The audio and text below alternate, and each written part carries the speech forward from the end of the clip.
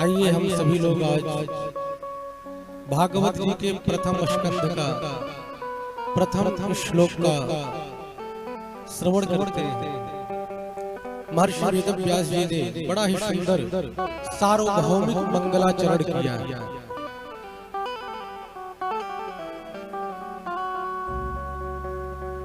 किसी भी ग्रंथ का, किसी भी कथा का जब हम लेखन करते हैं, श्रवण करते हैं, उसके पहले हम प्रभु से मंगलाचरण करते हैं। तो इस भागवत जी में बड़ा ही सार्वभौमिक मंगलाचरण करते हैं। महर्षि वेदव्यास जी लिखते हैं कि जन्माद्यस्य यतोऽन्वयादितरतश्च चार्थेष्वभिज्ञः स्वराट् तेने ब्रह्महृदायादिकवये मुह्यन्ति यतशूरयः तेजो वारिमृदां यथा विनिमयो यत्र त्रिशर्गो मृषा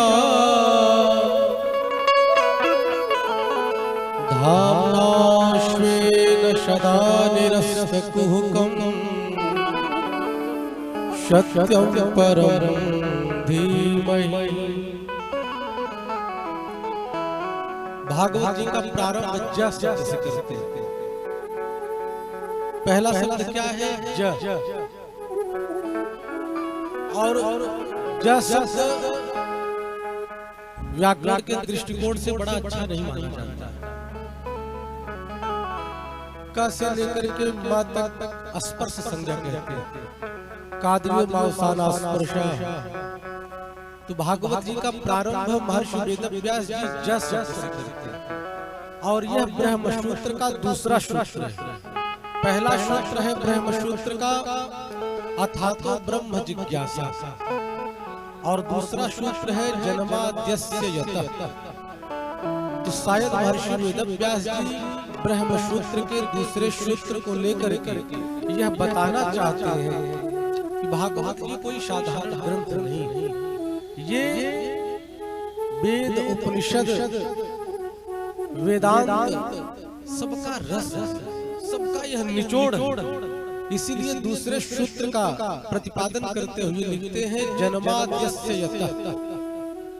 तो किसी ने कहा कि व्यास जी परम प्रभु के ज्ञानावतार हैं और इन्होंने ज शब्द का प्रयोग क्यों किया, जन्माद्यस्य यतः क्यों लिखा?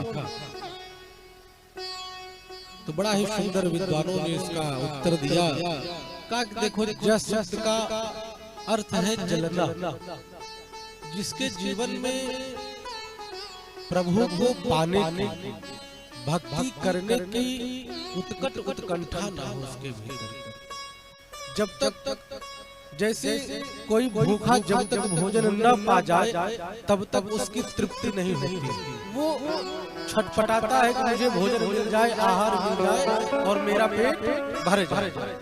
तो कहा इसी प्रकार यदि व्यक्ति के जीवन में प्रभु के प्रति ऐसी प्रीत जग जाए कि हमारा नियम बन जाए कि हम प्रतिदिन गौरी शंकर का दर्शन करें, प्रभु का 10 मिनट ध्यान करें, जो भी करें नियम पूर्वक करें। और यदि किसी दिन न कर पाए किसी कारणवश तो व्यक्ति छटपटाता है, सब काम तो हुआ लेकिन आज गौरी शंकर पर जल चढ़ा। तो कहने का भाव जब तक प्रभु के प्रति हमारी उत्कंठा नहीं है, हम हमारे भीतर व्याकुलता नहीं होगी, विकलता नहीं होगी प्रभु को पाने की, तब तक प्रभु की कृपा कटाक्ष मिलने वाली नहीं है। तो यहाँ पर इसीलिए जकार शब्द का प्रयोग किए, जन्माद्यस्य यतः। और गोपिकाओं ने भी जब प्रभु को रो करके पुकारा है, और जब श्याम सुंदर गोपिकाओं के साथ रास कर रहे थे और अंतर ध्यान हो गए, तो सारी गोपिकाएं विकल हो गई, बहुत रुदन किया, इतना रुदन किया उनके सारे वस्त्र आंसुओं से भीग गए। और आंखों के पास कालिमा पड़ गई। तो गोपिकाओं ने प्रभु को पुकारा और प्रभु मिले। इसीलिए गोपिकाओं ने जिस गीत को गा करके रो करके प्रभु को पुकारा, वह भी जकार से ही पुकारा। गोपी गीत का प्रथम श्लोक जयत तेधिकम जन्मना प्रजः श्रेयत इंदिरा शश्वदत्रे। गोपिकाओं ने भी भगवान की स्तुति, भगवान की प्रार्थना ज शब्द से की। और भागवत जी का प्रारंभ भी महर्षि वेदव्यास जी ज शब्द से करते हैं, जन्माद्यस्य यतः। तो आइए समझते हैं कि जन्माद्यस्य यतः है क्या। यह ब्रह्म सूत्र का दूसरा सूत्र। जन्माद्यस्य यतः का विद्वानों ने बड़े ही निगूढ़ अर्थ बताए, बड़ी व्याख्या की। कहते हैं कि जन्माद्यस्य यतः आद्यस्य जन्माद विकार रहितस्यापि यतः यत्र वसुदेव गृहे जन्म। जन्माद्यस्य यतः, जो भगवान जन्म आदि से परे, इसीलिए प्रभु को क्या कहा जाता है, अजन्मा। जन्म लेते हुए भी भगवान को अजन्मा कहते हैं। तो किसी ने पूछा कि भाई यदि वो अजन्मा है तो यशोदा के लाला कैसे बने, कौशल्या के राम कैसे पैदा हुए। तो कहा कि ये प्रभु है, कर्तुम अकर्तुम अन्यथा कर्तुम शक्ति, जो सब कुछ करने में सर्वसमर्थ। तो भगवान कैसे हैं, कहा जन्माद्यस्य यतः, जो भगवान जन्म आदि से परे है, वह प्रभु भक्तों पर कृपा करने के लिए, भक्तों को आह्लादित करने के लिए यत्र वसुदेव गृहे जन्म। भगवान वसुदेव जी के यहाँ पुत्र बन करके आते हैं और सुंदर सुंदर लीलाओं को करते हैं। और कहते हैं कि जन्माद्यस्य यतः, इसकी दूसरी व्युत्पत्ति करते हैं विद्वानों ने कहा, जन्म आदि अस्य दृश्यमान जगतः। यह जो कुछ भी इस जगत में हम सभी को दिख रहा है, सब में परमात्मा है, सब में परमात्मा का वास। इसीलिए तो हमारे सनातन धर्म में कहते हैं कि कण-कण में भगवान, या यूं कहें कि कोई ऐसी वस्तु नहीं कि जिसमें प्रभु न हो। जो भगवान हम सभी के भीतर है, वही भगवान एक चींटी में भी, वही भगवान एक हाथी में भी, जो सर्वत्र है। इसीलिए बाबा गोस्वामी तुलसीदास जी ने कहा कि सी राम में सब जग जाना, किसी से द्वेष नहीं करना। जो भी है, पशु योनि में है, पक्षी है, कीट पतंगादि है, मनुष्य है, किसी से ईर्ष्या नहीं करेंगे, सब में सीताराम का दर्शन करें। क्यों? क्योंकि जो प्रभु हमारे भीतर है, वही प्रभु सभी के भीतर है। अस्य दृश्यमान जगतः। और श्रीधरी टीका श्रीधर महाराज ने बड़ी ही व्युत्पत्ति की, इसके इतने अर्थ बताए। कहा कि भगवान कैसे हैं, कहा कि जन्माद्यस्य यतः, जो भगवान जन्म आदि से परे, वह भगवान भक्तों पर अनुग्रह करने के लिए, कृपा करने के लिए सुंदर सुंदर लीलाओं को इस धराधाम पर संपन्न करते हैं, जिनके चरित्रों को सुन करके सभी संत भक्त परम आह्लादित होते हैं। उपनिषद का वाक्य है, उपनिषद कहता है भगवान कैसे हैं, यतो वा ईमान भूतानि जायन्ते येन जातानि जीवन्ति यत्रयन्तं विशंसति। जिससे यह संपूर्ण जग जन्म लेता है। भगवान कैसे हैं, बोले सृष्टि के निर्माता। यह सृष्टि को किसने बनाया, कहा कि परमपिता परमात्मा ने बनाया। भगवान कैसे हैं, बोले जो सृष्टि का सृजन करते हैं, सृष्टि का पालन करते हैं और सृष्टि का लय करते हैं। वह भगवान कैसे हैं, बोले जन्माद्यस्य यतः यस्मात् अस्य विश्वस्य जन्मस्थिति भंगा भवन्ति तस्मै। जिस परम पिता परमात्मा के द्वारा, बड़े ही सावधानी पूर्वक श्रवण करेंगे क्योंकि ये वेदांत की व्याख्या कर रहे हैं। महर्षि वेदव्यास कहते हैं भगवान कैसे हैं, तो कहा कि जिन भगवान से यह पूरा विश्व प्रकट होता है और इस विश्व में हम सब रह करके भगवान की विश्वव्यापी मोहिनी का दर्शन करते हैं। इसीलिए लोग क्या कहते हैं कि भैया सब माया मोह। माया का अर्थ क्या? माँ माने नहीं या माने जो नहीं है उसी को हम मानते हैं कि ये अस्थाई, जबकि अस्थाई वो नहीं। यही माया जो नहीं है उसमें हमारी प्रतीति होती है, उसी पर हमारा विश्वास होता है, और जो है उसमें हमारा विश्वास नहीं होता है। जो गौरी शंकर भगवान मंदिर में प्रतिष्ठित है वही गौरी शंकर भगवान हम सबके भीतर भी विद्यमान है, लेकिन हमारी भावना इतनी प्रबल, इतना दृढ़ वैराग्य नहीं है प्रभु के प्रति। और इस प्रकार से सुंदर व्याख्या करते हैं, कहा कि इस परमात्मा ने सृष्टि को बनाया, अंत में इस सृष्टि को अपने अंदर ही समाहित कर लेते हैं। भाई सृष्टि का लय हुआ तो सृष्टि गई कहाँ? बोले ये भी भगवान में ही विलीन है। और इस प्रकार से कहते हैं भगवान कैसे हैं? जन्माद्यस्य यतः, जो जन्म आदि से परे।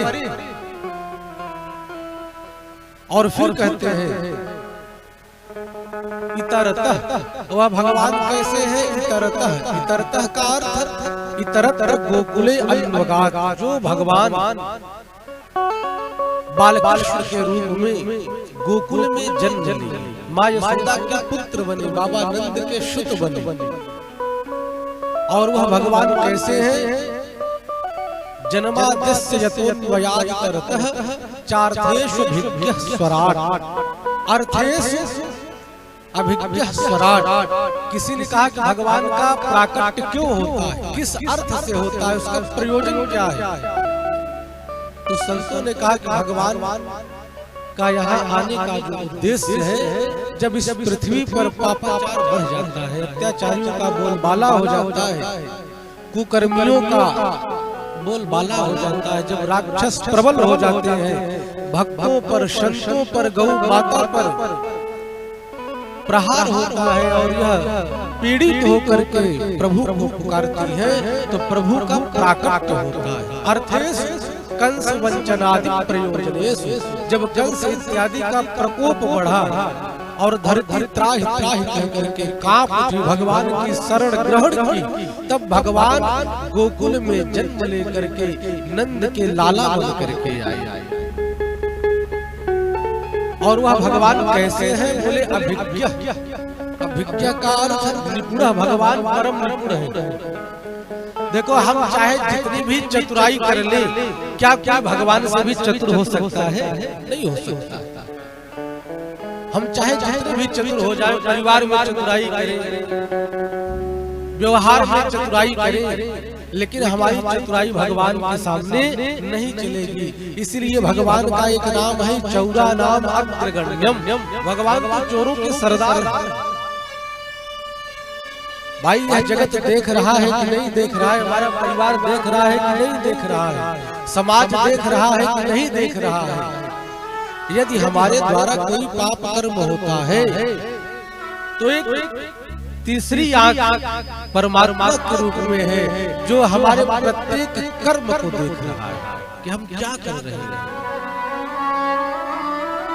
हम उसके सीसीटीवी कैमरे से बच नहीं सकते। तो हम प्रभु कैसे हैं? बोले अभिज्ञ, जो परम निपुण, चार्थेषु अभिज्ञः स्वराट्। और कहते हैं कि भगवान कैसे हैं? बोले स्वराट्।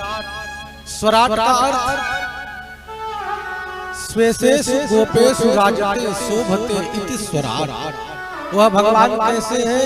बोले अपने श्री दामा इस स्तोक बाल सखाओं के द्वारा जो सुशोभित होते हैं, ऐसे प्रभु कैसे हैं? बोले स्वराट। स्वराट का अर्थ बोले जो अपने स्वयं प्रकाश में स्थित है। बड़े ही ध्यान पूर्वक श्रवण करेंगे। महर्षि वेदव्यास जी लिखते हैं कि भगवान कैसे हैं? बोले स्वराट। कहा कि जिनको किसी से प्रकाश लेने की आवश्यकता नहीं। देखो हमारे पास परमात्मा ने जो आंखें दी हैं, हम इन आंखों से जगत को देखते हैं, लेकिन इन आंखों में जो प्रकाश है वो पर प्रकाश है। आंखों में जो प्रकाश है ये पर प्रकाश है। भाई अगर आंखों में हमारे स्व प्रकाश हो तो हम दिन में देख रहे हैं, रात्रि को क्यों नहीं देख पाते? रात्रि के अंधकार में यदि कोई वस्तु ढूंढनी हो तो प्रकाश की आवश्यकता होती है। दीपक इत्यादि लैंप का हम सहारा लेते हैं, पर प्रकाश का सहायता लेते तब दिख पड़ती है वह वस्तु। बोले कि भगवान का जो परम धाम वैकुंठ है, वहाँ पर सूर्य और चंद्रमा का प्रकाश नहीं, वहाँ तो भगवान के प्रकाश से वह धाम प्रकाशित है। तो भगवान कैसे हैं? बोले स्वराट, जिनको किसी से प्रकाश लेने की आवश्यकता नहीं। और फिर कहते हैं कि वह भगवान कैसे हैं? चार्थेश विग्रह स्वराट तेने ब्रह्म हृदय आदि कवये। भगवान कैसे हैं?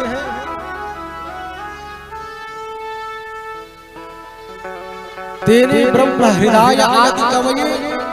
जिस परम पिता परमात्मा ने चारों वेदों का ज्ञान साक्षात ब्रह्मा जी को दिया। तो किसी ने कहा कि भैया हमने तो कोई कथा पढ़ी नहीं थी, ब्रह्मा जी पढ़ने गए हो? तो कहा कि संकल्प मात्र से भगवान श्री नारायण ने वेदों का ज्ञान ब्रह्मा जी को प्रदान किया। तेने ब्रह्म हृदय आदि कवये। आदि कवये यहाँ ब्रह्मा जी के लिए इसका प्रयोग करते हैं। और ब्रह्मा जी को भगवान ने हृदय संकल्प मात्र से उनके हृदय में चारों वेदों को प्रकट कर दिया।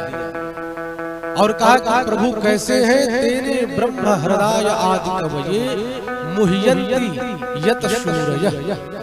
कहा कि वह भगवान ऐसी लीला करते हैं इस धराधाम पर जब आते हैं। बड़े बड़े सूरवीर भी भगवान की लीला को देख करके व्यामोहित हो जाते हैं। मुह्यन्ति सूरयः बलदेवादयो मुह्यन्ति। बलदाऊ भैया 24 घंटे श्याम सुंदर के साथ रहते हैं, लेकिन भगवान के द्वारा जो लीला होती है वो बलदाऊ भैया भी समझ नहीं पाते हैं।